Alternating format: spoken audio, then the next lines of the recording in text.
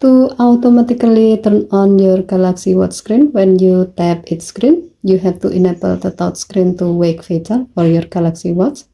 As the example, we will turn this feature on from the wearable app on the Samsung Galaxy S25 Ultra. To do so, go to the app screen, find wearable app, and then tap it. Tap watch setting. Next, tap display. Under screen backup section, tap the gray on off switch next to touchscreen to wake until the switch turns blue to turn it on.